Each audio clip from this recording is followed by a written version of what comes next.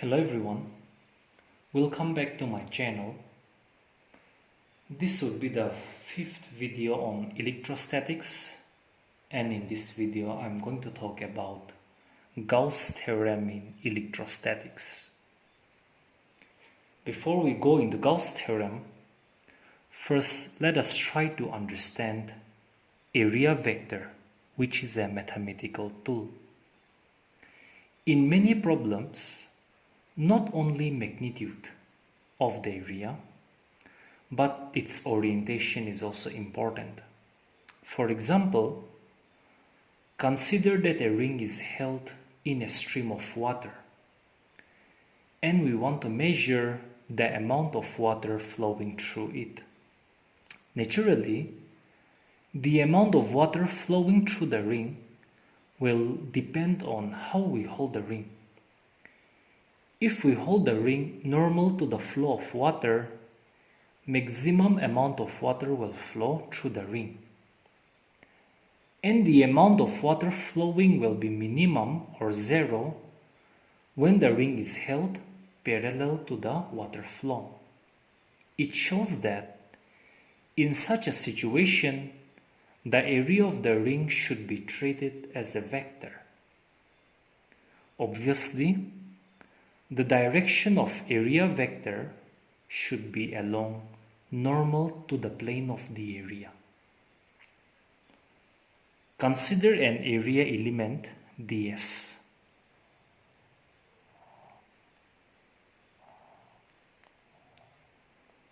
So this is your area ds. Now let this area element ds be represented by a vector ds. So this is your vector ds. Now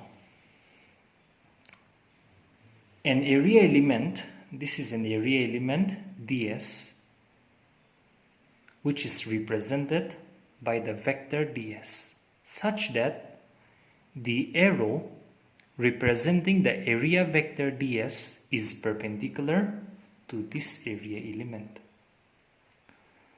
The length of the area vector ds represents the magnitude of this area element, that is ds.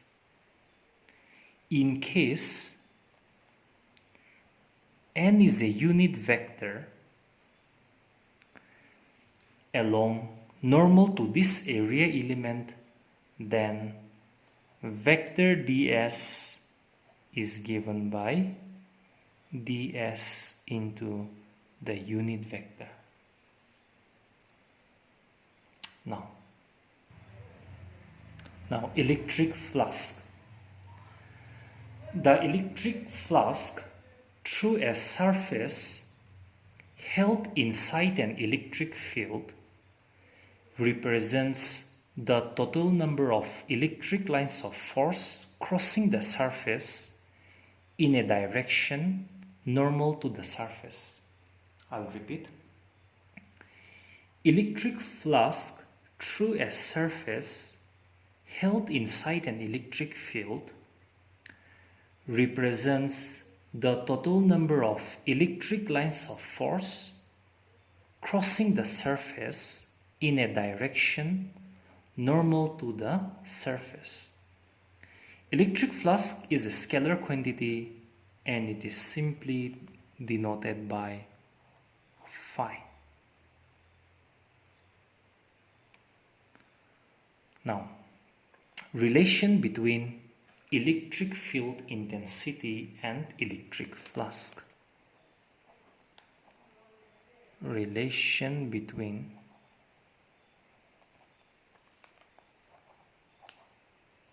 electric field intensity and electric flux. Now, suppose that a surface having area S Suppose this is a surface, any surface having area S is placed inside electric field of intensity E. So this is placed inside the electric field of intensity E.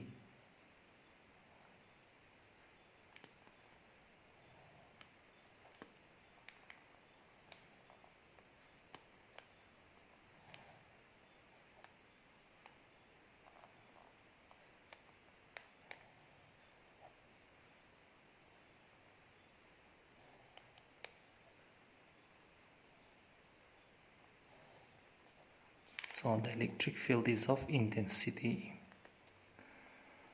Okay, suppose that a surface having area S is placed inside electric field of intensity E, vector E as shown in the figure.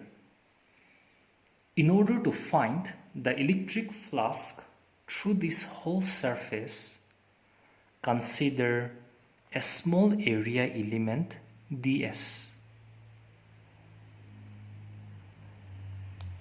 Suppose this is your small area element ds, okay, of this surface S. This elementary area ds can be represented by a vector ds.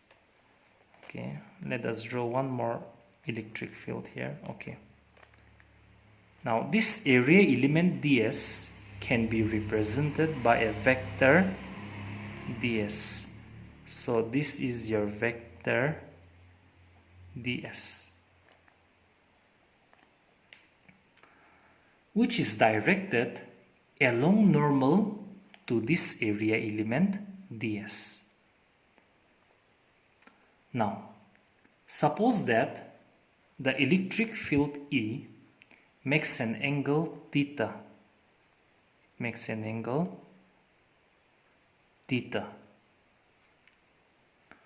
with the area vector ds. This is your area vector ds. Then the component of electric field along normal to the area element ds, that is along this area vector ds, is given by En is equal to E cos of theta.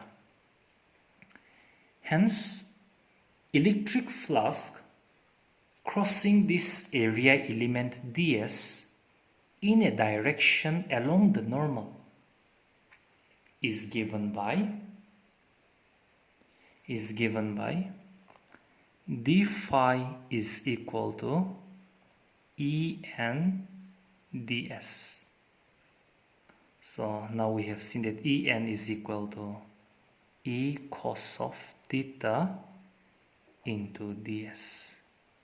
Or this means d phi can be written as the dot product of vector E and vector ds, the scalar product of vector E and vector ds. Suppose that's equation number 1. Now, the electric flux through the whole surface S can be found out by integrating the above equation over the whole surface S. Therefore, total electric flux through the surface S,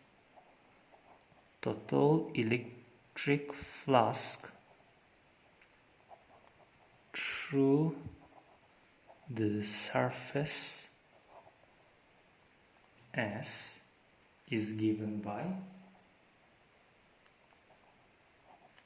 phi is equal to integration of S vector E dot ds, which is equal to surface integration. We can also write it as En ds in magnitude. Thus, total electric flux linked with a surface in an electric field may be defined as the surface integral of the electric field over that surface. Now, the unit of electric flux is Newton meter square per coulomb. Now let us prove the Gauss theorem. Gauss theorem states that the total electric flux through a closed surface enclosing a charge is equal to 1 by epsilon naught times the magnitude of the charge enclosed. States that the total electric flux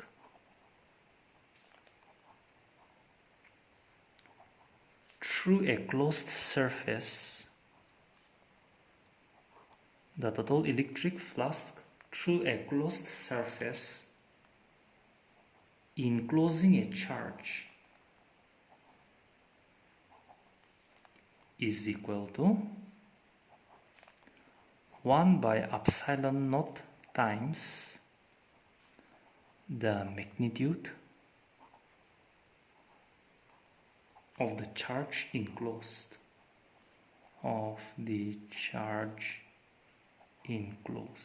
So let us prove this Gauss theorem. Here, epsilon naught is the absolute permittivity of free space. Now let us prove this Gauss theorem. Suppose a closed surface S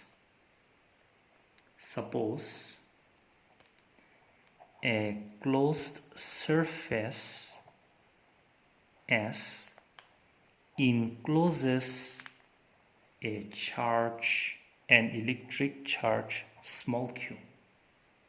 Then, according to Gauss theorem, the total electric flux through this closed surface is given by phi is equal to q by epsilon naught. Okay, that is according to Gauss theorem. The electric flux will be given by q by epsilon naught. Now, by definition, the total electric flux through the closed surface S will be given by, we have seen in the previous relation, phi is equal to surface integration of dot product of vector E and ds, where E is the electric field at the area element vector ds. Therefore, Gauss theorem can be represented as, if you compare the above two equations, Gauss theorem will be represented as surface integration of vector E dot vector ds is equal to q by epsilon naught. Hence, Gauss theorem may also be stated as, if a closed surface encloses a charge, then the surface integral of the electric field over the closed surface is equal to 1 by epsilon naught times the charge enclosed, because q by epsilon naught can be written as 1 by epsilon naught times q. So, if a closed surface encloses a charge, then surface integral of the electric field over the closed surface is equal to 1 by epsilon naught times the charge enclosed. Now, let us prove the Gauss theorem using Coulomb's law. So, to deduce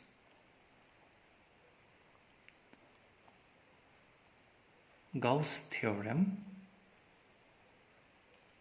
from Coulomb's law.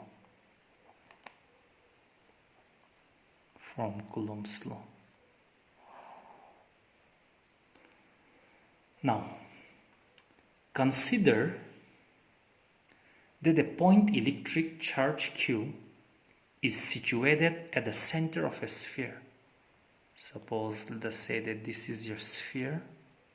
Okay, so a point electric charge Q is situated at the center of the sphere. So let O be the center of the sphere having radius r.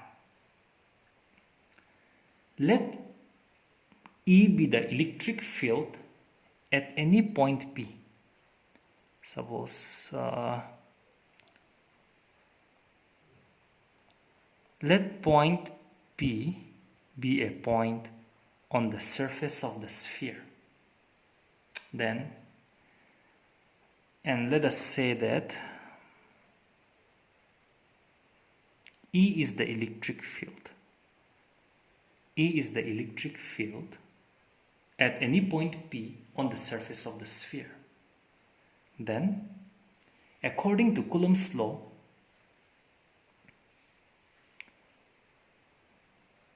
electric field E will be given by 1 by 4 pi epsilon naught into Q by r square.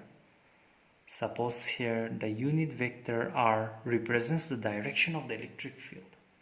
Then I have to write here unit vector r, where r cap is a unit vector along the line OP, that is along the direction of the electric field. Now, consider a small area element ds, which is represented by the vector ds around this point P. Since the small area element is located on the surface of the sphere, the area vector ds will also be along OP, that is in the direction of your unit vector r cap. Therefore, the electric flux through this area element vector ds is given by d phi is equal to E dot ds. Now we have seen that E is 1 by 4 pi epsilon naught into Q by r square unit vector r dot ds. Now, since r cap is a unit vector, so its magnitude will be 1. So 1 by 4 pi epsilon naught into Q by r square into 1.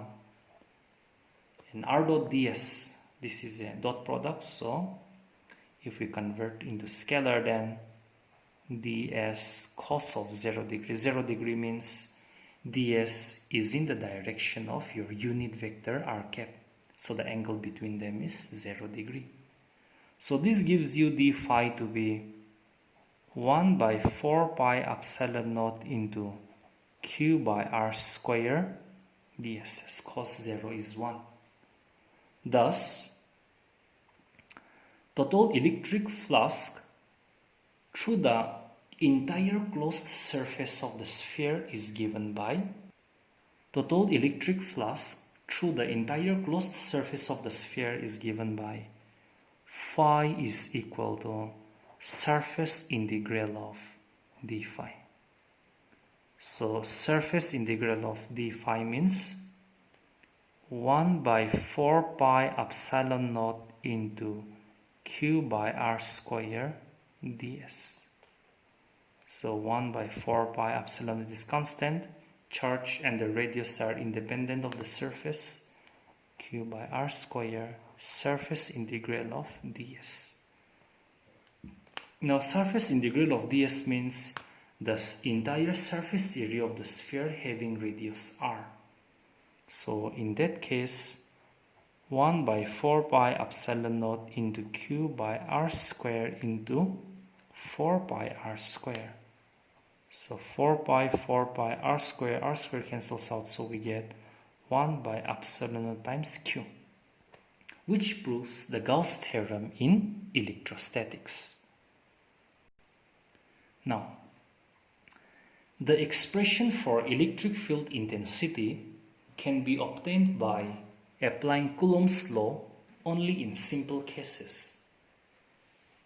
In some situations where Coulomb's law or principle of superposition cannot be applied to calculate the electric field, the same is achieved by using Gauss' law. For this, one has to evaluate the surface integral so that surface integral can be evaluated easily. A closed surface is chosen very cleverly around the charge distribution. The surface so chosen is called Gaussian surface. Now, let's see what is this Gaussian surface. Gaussian surface around the charge distribution.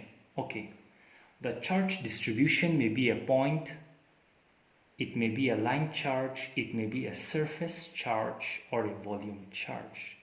So, the Gaussian surface around the charge distribution is a closed surface. So, Gaussian surface is a closed surface such that the electric field intensity at all the points on the surface is same, and the electric flux through the surface is along normal to the surface.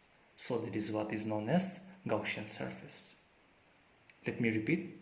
Gaussian surface is a closed surface such that electric field intensity at all the points on the surface is same, and the electric flux through the surface is along normal to the surface. Now, let us derive Coulomb's law using Gauss' theorem. Let us see the other way.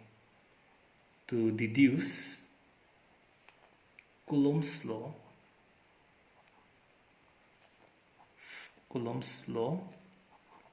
from Gauss' theorem.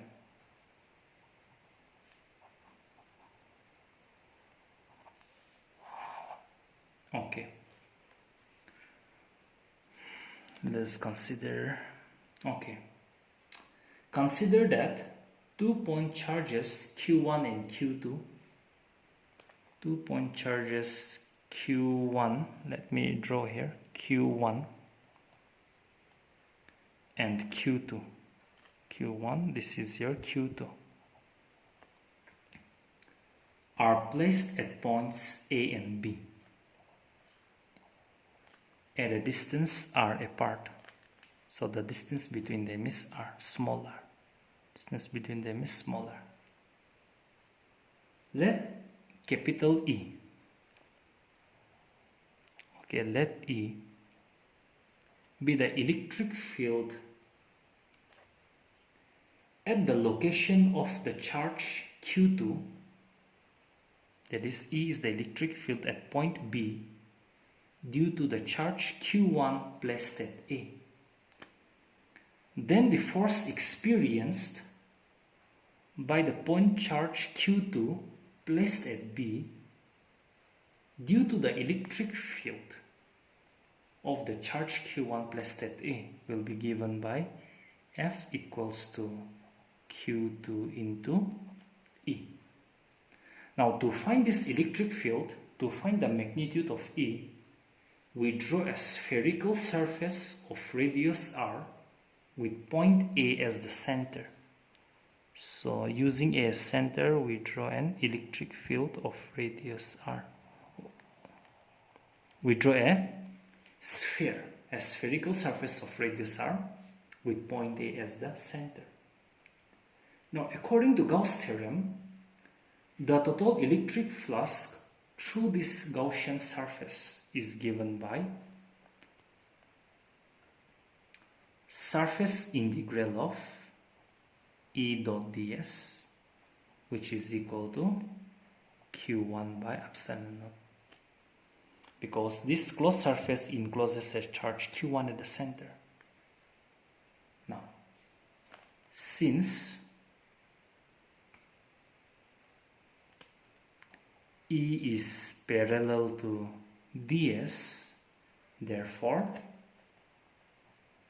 E dot ds will simply be equal to vector E dot vector ds will simply be equal to E ds. Hence, surface integral of E ds will be q1 by epsilon naught. Now, the value of E, that is magnitude of electric field, is same at all the points on this spherical surface. Therefore, E becomes constant. In that case, your q1 by epsilon naught becomes equals to E into surface integral of ds. Now, we know that surface integral of ds means the surface area of the sphere of radius r. So that's 4 pi r square. Or from this we can write your E will be now equal to 1 by 4 pi epsilon naught. Okay, you compare this to E will be 1 by 4 pi epsilon naught into q1 by r square. So let me make this as equation number 1. Now, okay, let me make this as equation number 1 and this as equation 2. Now let us compare equation 1 and 2. Then from 1 and 2 we have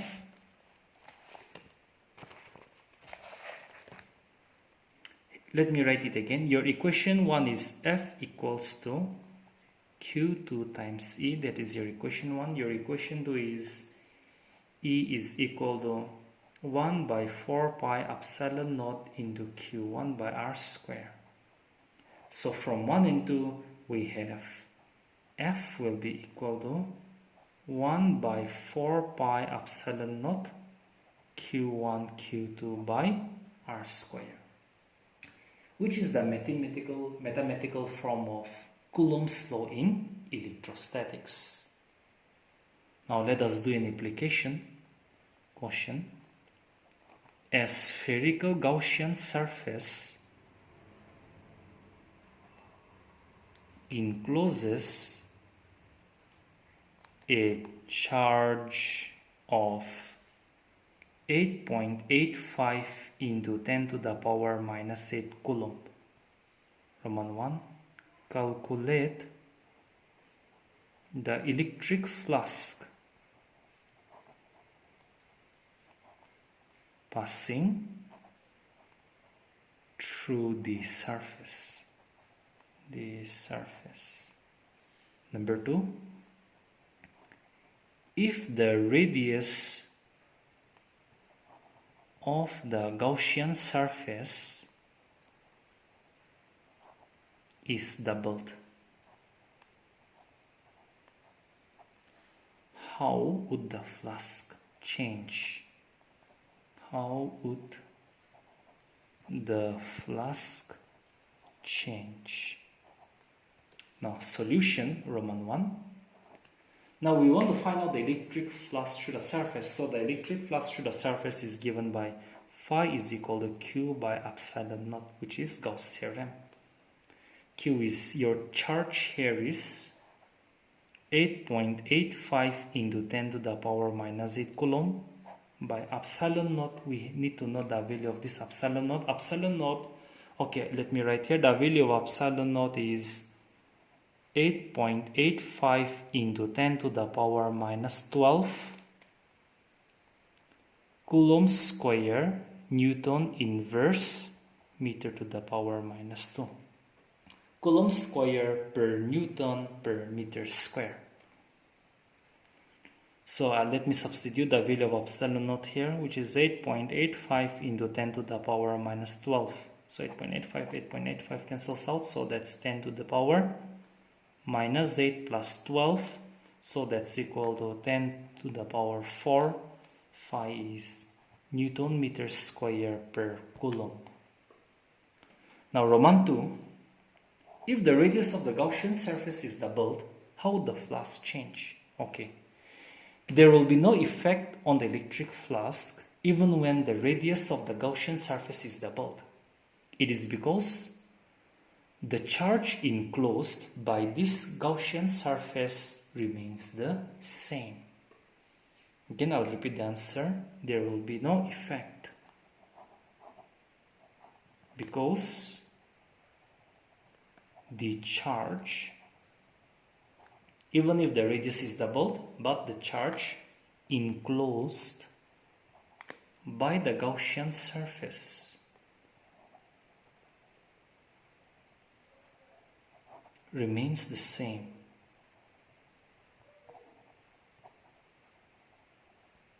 Okay, that's all.